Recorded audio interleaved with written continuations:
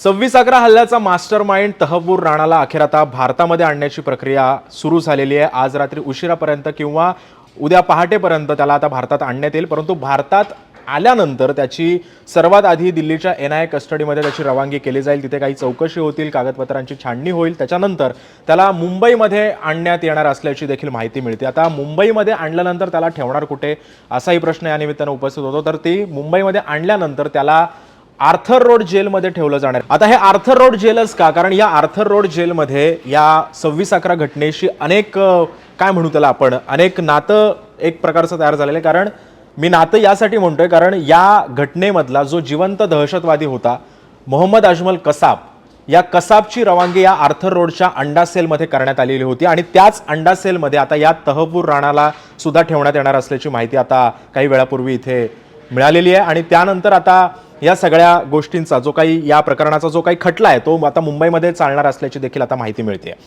आता हा तहव्वूर राणा कोण आहे हा देखील तुम्हाला प्रश्न पडला असेल, तर हा तहव्वूर राणा पेशानं डॉक्टर आहे। ह्या मुंबई हल्ल्याची जेव्हा काही ह्या सगळ्या गोष्टींचा जो प्लॅन रचला गेला त्या प्लॅनची जी रेकी होती मुंबई शहराची, ती मुंबई शहराची रेकी करण्यामध्ये या तहव्वूर राणाचा मोठा हात होता।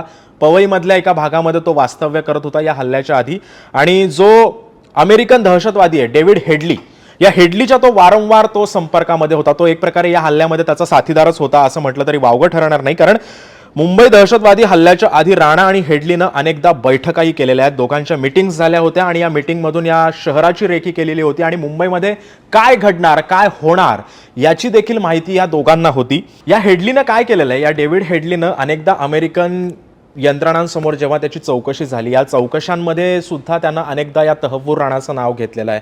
त्याने अनेकदा या सगळ्या गोष्टींची जी काही पडताळणी होती, ज्या काही गोष्टी त्याने समोर या दोघांमध्ये ज्या मीटिंग्स झाल्या होत्या त्या मीटिंगशी सुद्धा त्यानं काय म्हणू त्याला आपण त्यानं त्याच्यामध्ये त्याचा उल्लेखही केलेला आहे त्याच्या चौकशीच्या जबाबामध्ये। त्यामुळे या तहव्वूर राणाला पकडण्यामध्ये पोलिसांना यश आलं आणि या सगळ्या गोष्टींमधून आता अखेर आता त्या तहव्वूर राणाला भारतामध्ये घेऊन येतात। त्यामुळे आता या तहव्वूर राणाला काय शिक्षा होते हेही पाहणं आता महत्त्वाचं असणार आहे। त्यामुळे ताज्या बातम्यांसाठी आणि ताज्या घडामोडींसाठी पाहत रहा ABP माझा।